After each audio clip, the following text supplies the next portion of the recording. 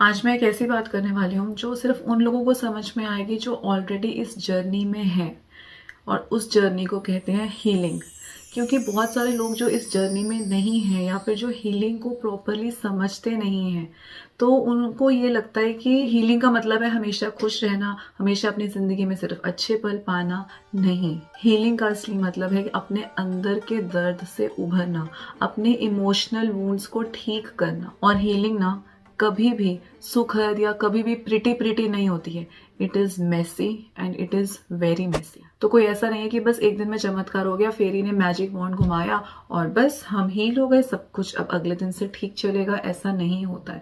जब आप हीलिंग की फेज में होते हो ना, बहुत बार आपके इमोशंस ऊपर नीचे होते हैं। कभी कभी आपको लगता है कि मैं बहुत आगे बढ़ गई हूँ, और कभी कभी आप अगले ही दिन किसी छोटी सी बात पर फिर से टूट जाते हो। ये प्रोसेस सिंपल नहीं है, एक स्ट्रगल है, लेकिन ये एक ब्लेसिंग भी है। क्योंकि ये जो हीलिंग है ना, ये आपको अंदर से इतना ज्यादा स्ट्रांग बना देती है ना कि उसके बाद कोई आपको तोड़ नहीं सकता। कह लो कि अगर आप एक बार हील हो गए ना, तो ऑलमोस्ट ये एक नए इंसान को जन्म देती है ये हीलिंग। ये मानकर चलो आप। हीलिंग का मतलब ना सिर्फ पॉजिटिव सोचना या मेडिटेशन करना नहीं है।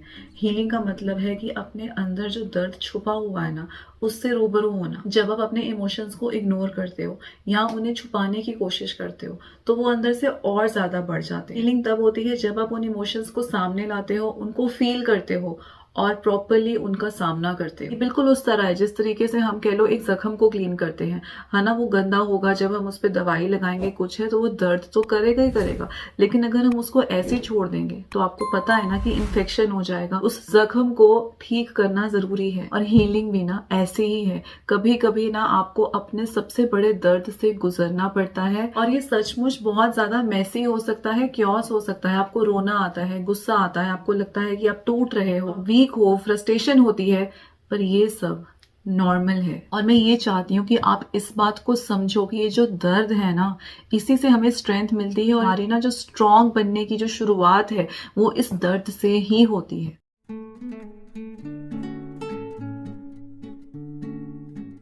दर्द से भागना ना हमारी आदत है। कभी कभी हमें ये लगता है कि अगर हमने दर्द को फेस किया तो फिर हम टूट जाएंगे। पर पता है सच्चाई क्या है कि दर्द को फेस करना, उसके साथ रहना, उसका सामना करना, और उसको जब आप उभर जाओगे उससे, वही स्ट्रेंथ है। जब आप उस दर्द को एक्सेप्ट करते हो ना, तब आप अपनी असली ताकत को ढूंढते हो। और दर्द के बिना ग्रोथ पॉसिबल ही नहीं है। ग्रोथ के लिए जरूरी है कि आप अपने फेलियर्स को, अपनी कमजोरियों को, जो आपके दिल में छोटे छोटे फ्रैक्चर्स हुए हैं ना, उनको आप देखो, समझो कि वो आपको क्या सिखाना चाह रहे हैं। अगर मैं अपनी जिंदगी की बात करूँ ना, तो एक टाइम मेरा भी ऐसा था कि पता है, जब वो दर्द होता है आप दब जाते हो उस दर्द के नीचे। आपको लगता है कि बस अब खत्म है। तो अगर आप उससे पहली बात तो पता है क्या है कि हम एक्सेप्ट ही नहीं करते हैं। हम हमेशा ना सिचुएशन को चेंज करने की, उससे लड़ने की कोशिश करते हैं। आप एक बार एक्सेप्ट कर लो कि ये सिचुएशन है, ये दर्द है, मैंने इसको फेस करना है, कैसे मैं इसका एक अच्छा आउटकम लेके आ सकती हूँ। जब आपने उस तरीके से सोचना शुरू कर दिया ना, तो वहां पे फिर आपकी ग्रोथ शुरू हो जाती है। और पता है, मैंने भी जब एक्सेप्ट किया कि ठीक है, ये चीज है, ये सिचुएशन मेरी लाइफ में है, ये हो रही है, ये दर्द है, अब मैं क्या करूं। और वहीं से मुझे लगा कि हाँ, मैंने थोड़ा चलो शक्ति महसूस करी, अपने आप को स्ट्रांग फील किया कि हाँ, अब मैं स्ट्रांगली फेस कर सकती हूँ और स्ट्रांग डिसीजंस ले सकती हूँ। उस दर्द ने भी ना मुझे एक नए रूप में जन्म दिया। और ऐसे दर्द छोटे छोटे हर किसी की लाइफ में होते ही हैं। आपके घर में, फैमिली में, रिलेशनशिप्स में, स्कूल में, कॉलेज में, जॉब में, कोई भी कहीं पे भी किसी ना किसी तरह से, किसी ना किसी प्रकार से कुछ ना कुछ ऐसी घटना, ऐसी सिचुएशन हर किसी की लाइफ में आती है। हमें लगता है कि इस सिचुएशन ने हमें तोड़ दिया है, या कुछ ऐसा होता है कि हमें लगता है कि हम कुछ साल निकल गए और हम उस चीज से अभी तक उभर नहीं पाए हैं। लेकिन वो दर्द जो आपके अंदर है ना, आपको उसे बाहर निकाल कर एक बार तो लाना ही होगा। एक बार आपको उसे अपने सामने रखकर फेस टू फेस, एक बार ना बस आप फेस टू फेस हो जाओ कि बस अब मुझे इसका सामना करना है, बताओ इससे ज्यादा क्या हो जाएगा। ये है ना, तो बस अब मुझे इसको फेस करना है, अब मैं इसको फेस करके आगे कैसे बढ़ सकती हूँ, ये आपको सोचना है। और जब आपका थोड़ा थोड़ा थॉट प्रोसेस चेंज होना शुरू होता है ना, वहीं से आपके अंदर स्ट्रेंथ आनी शुरू हो जाती है, आपको लाइटर महसूस होता है, आपके अंदर शक्ति आती है, ऊर्जा आती है, और आपकी हीलिंग की जो जर्नी है वो वहीं से शुरू हो जाती है। और ये जो दर्द है ना, जरूरी नहीं है कि हमेशा इमोशनली हो, कई बार फिजिकल पेन भी हो सकता है। कई बार कोई ऐसी घटना या दुर्घटना हो जाती है जिसकी वजह से फिजिकली हम लोग 1 साल 2 साल कुछ नहीं कर पाते, है ना, कोई ऐसी घटना हो जाती है। तो उस केस में भी ना हम अपने आप के बारे में यही सोचते रहते हैं कि मेरा इतना टाइम वेस्ट हो गया, ये दर्द भी था, फिजिकल पेन तो थी साथ में इमोशनल भी हो गई। तो हमेशा याद रखो कि ये जो दर्द है ना, हर दर्द में कोई ना कोई लेसन जरूर छिपा होता है, कोई ना कोई शिक्षा जरूर छिपी होती है। और हमेशा ये बात भी याद रखो कि अगर कोई दर्द आपकी जिंदगी में आया है ना, तो ये अपने आप से नहीं आया है, भगवान की इच्छा थी, वो आपको कुछ सिखाना चाहते थे, इसीलिए वो दर्द आपकी लाइफ में आया है। तो इसलिए ना आप भगवान को कोसो, ना आप अपनी लाइफ को कोसो कि ऐसा क्यों आया, क्यों हुआ। सिर्फ ये समझने की कोशिश करो कि अगर वो दर्द आपकी लाइफ में आया, भगवान लेकर आए आपकी लाइफ में, तो आप उससे क्या सीख सकते हो और कैसे आप उसको अपने फेवर में यूज करके you can become the best version of your self, कैसे आप अपने आप को स्ट्रॉन्ग बना सकते हो।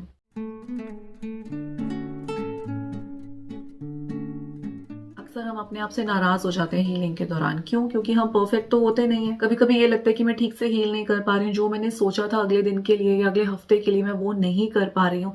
लेकिन ये नॉर्मल है, हीलिंग कभी भी परफेक्ट नहीं होती है। हीलिंग का मतलब ये है कि अपने आप को ना उस इम्परफेक्ट स्टेज में भी आप एक्सेप्ट करते हो पूरी तरह। आपको सबसे पहले तो ना अपनी खुद की फीलिंग्स को जज नहीं करना है, और आपको अपने आप को भी बेकार नहीं समझना है। और ये बात बहुत जरूरी है, क्योंकि जब तक आप खुद अपने मेस को एक्सेप्ट नहीं करते हो, तब तक हीलिंग आपकी शुरू ही नहीं हो पाती। इस मैसी स्टेट में, इस क्योस से भरी हुई सिचुएशन में भी जब आप खुद को अलाउ करते हो कि आप टूट सको, गिर सको, गिर के फिर से उठ सको, तभी आप अपनी असली स्ट्रेंथ को पाते हो। आंसुओं को रोकना नहीं चाहिए, इमोशंस को दबाना नहीं चाहिए। जब आपको जो इमोशंस फील हो रहे हैं, आंसू आ रहे हैं, तो उनको एक बार बह जाने दो। इनिशियली उस टाइम पे आपको कमजोर जरूर फील होगा कि आपके आंसू, आपके इमोशंस आपके ऊपर भारी पड़ गए, लेकिन एक बार जब वो फेज निकल गई, आपने रोल या वो इमोशंस आपने फील करके निकाल दिए ना, तो बस आप कमजोरी से स्ट्रेंथ की तरफ चलना शुरू कर देते हो। आपकी हीलिंग की जो जर्नी है ना, वो स्टार्ट हो जाती है। हीलिंग मैसी हो सकती है, लेकिन ट्रस्ट में, मैं अपने खुद के एक्सपीरियंस से बता रही हूँ, लेकिन हीलिंग में एक बहुत बड़ी ब्लेसिंग हमेशा छुपी होती है। ये ब्लेसिंग है आपकी ग्रोथ, आपकी एम्पैथी, आपकी काइंडनेस, आपका अपने खुद के साथ कनेक्शन, आपका अपने भगवान के साथ कनेक्शन। जब आप अपने दर्द से गुजरते हो तो आप संवेदनशील भी बन जाते हो, दूसरों के दर्द को भी समझ पाते हो। आपको अपनी जिंदगी की छोटी छोटी खुशियां भी बड़ी बड़ी लगने लगती हैं। आप उन खुशियों को चेरिश करते हो, अप्रिशिएट करते हो, और हर खुशी के लिए आप थैंकफुल भी रहते हो। हीलिंग के बाद ना, पता है, आप एक ऐसे नए इंसान की तरह होते हो जिसमें स्ट्रेंथ भी है, पूरी स्ट्रेंथ है, शक्ति है, और at the same time softness भी है, और इन दोनों चीजों का बैलेंस है। और आपको पता है, दुनिया में बहुत सारे लोग हैं जिनमें ये बैलेंस नहीं है। और पता है, इस मैसी हीलिंग ने मुझे तो यही समझाया कि असली पावर तब आती है जब हम दर्द को अपना दोस्त बना लेते हैं, ना कि दुश्मन। तो अगर आप भी इस तितर बितर मैसी सफर से गुजर रहे हो ना, तो मैं आपको कुछ प्रैक्टिकल टिप्स देती हूँ जो मैंने अपनी जर्नी में अपनाए, जिनसे मेरी हेल्प हुई और उनसे आपकी भी डेफिनेटली हेल्प होगी। नंबर 1 है जर्नलिंग। सीधी सी भाषा में बोले तो एक डायरी ले लो और जो अपने मन में फील कर रहे हो उसको लिखना शुरू कर दो। सबसे पहले जो आपके बॉडी के अंदर का दर्द है, जब वो आपके हाथों के थ्रू, आपके सेंसेस के थ्रू पेपर पे जाएगा ना, बाहर निकलेगा, तो आपको क्लैरिटी होगी कि मुझे किस चीज का दर्द है, क्या दर्द है, आपके सामने होगा, आपकी आंखों। दूसरी चीज है योर ट्रस्ट पर्सन। जिस भी इंसान से आपको लगता है कि आप सबसे ज्यादा क्लोज हो, आप ट्रस्ट कर सकते हो, जो इंसान बिना जजमेंट के आपकी बात सुनेगा, उसके साथ आप डेफिनेटली बात कर सकते हो। अगर वो कोई फैमिली मेंबर है तो वो फैमिली मेंबर हो सकता है, कोई फ्रेंड हो सकता है, या कोई थेरेपिस्ट भी हो सकता है। तो जो आपको लगता है कि बिना जजमेंट के आपकी बात सुनेगा, ट्रस्टवर्दी है, और जिसको विजडम है ना, ये नहीं कि किसी से भी बात कर ली, जिसको विजडम है, उसके साथ आप बात कर सकते हो। तीसरी चीज है सेल्फ केयर। अपनी केयर जरूर करो। ये नहीं कि अगर आप किसी दर्द से गुजर रहे हो तो बस लेटे हैं, नहा नहीं रहे हैं, ढंग से खा नहीं रहे हैं, ढंग से सो नहीं रहे हैं, ये नहीं करना है। ट्राई करो कि मेडिटेशन करो। मेडिटेशन नहीं कर सकते तो बस भगवान का नाम जप करो। नाम अगर आप बोलते रहोगे ना भगवान का, उससे भी आपको ट्रस्ट में बहुत बहुत शक्ति मिलती है। मंत्र उच्चारण करो, नाम पढ़ो, आरती की बुक ही पढ़ो, हनुमान चालीसा पढ़ो, जो आपको कंफर्टेबल है पढ़ो, पर कुछ ना कुछ दिन में 10-15 मिनट ये काम जरूर करो। मेडिटेशन करो या भगवान का नाम किसी भी तरीके से लो, इससे आपको बहुत शक्ति मिलेगी। और खाना अपने टाइम पर खाओ और हेल्दी खाना खाओ। अगर आप हीलिंग प्रोसेस में हो, इसका मतलब ये नहीं है कि आप बाहर का जंक खा रहे हो, कोक पिए जा रहे हो, मीठा खाए जा रहे हो। इससे ना सिर्फ आपकी हीलिंग डिले होगी बल्कि आप अपनी फिजिकल हेल्थ को भी साथ साथ में खराब कर लोगे। तो अपना ध्यान, सेल्फ केयर जरूर करो। और इसको सेल्फिश होना नहीं कहते, इसको सेल्फ केयर कहते हैं। फोर्थ चीज है पेशेंस, और ये बहुत जरूरी है कि आपको पेशेंस रखनी पड़ेगी। अगर आप सोचोगे कि 2-4 दिन में, हफ्ते 2 हफ्ते में ठीक हो जाएगा, तो कई बार नहीं होता। इसको बहुत टाइम लग जाता है, महीने लग जाते हैं, कई बार जख्म जितना गहरा हो, है ना, तो साल भी लग जाते हैं। पेशेंस दो और जो कर रहे हो उसको निरंतर करते रहो। डेफिनेटली आपकी हीलिंग भी होगी, आपको रिजल्ट्स भी मिलेंगे, आप खुद को बेहतर भी महसूस करो। लास्ट चीज है, इसको कभी मत भूलना, अलाउ इम्परफेक्शंस टू सेट इन। कभी कभी इस प्रोसेस के दौरान आपको लगेगा कि मेरे से ये चीज ठीक से नहीं हो पा रही है, या मैंने ऐसे सोचा था ऐसे नहीं हो पा रहा। तो परफेक्ट तो कोई भी नहीं है, हर किसी से गलतियां होती हैं, हर कोई सीख रहा है। परफेक्ट तो सिर्फ भगवान है, हम सब सीख रहे हैं और अपनी गलतियों से ही सीखते हैं।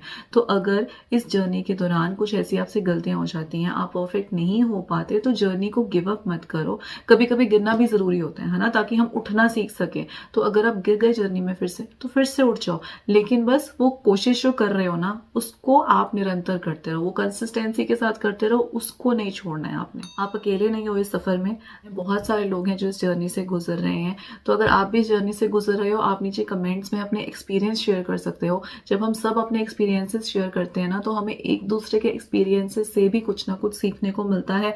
और कई बार हमें वो स्ट्रेंथ आती है किसी दूसरे का एक्सपीरियंस देखे कि नहीं यार, मेरे में भी शक्ति है, मैं भी ये काम कर सकती हूँ, अच्छे से कर सकती हूँ, हील हो सकती हूँ। तो अपने एक्सपीरियंसेस अगर आप शेयर करना चाहते हैं तो कमेंट सेक्शन खुला है, आप जरूर शेयर कर सकते हैं। और आप कमेंट्स में ये जरूर लिखना कि आई एम स्ट्रॉन्ग। अगर आपको ये वीडियो अच्छी लगी तो प्लीज सब्सक्राइब जरूर करना, किसी ऐसे पर्सन के साथ शेयर करना जो इस टाइम इस फेज से गुजर रहा है और उसको ये वीडियो हेल्प कर सकती है। I will see you in the next video. खुश रहिए, स्वस्थ रहिए। जय श्री कृष्ण।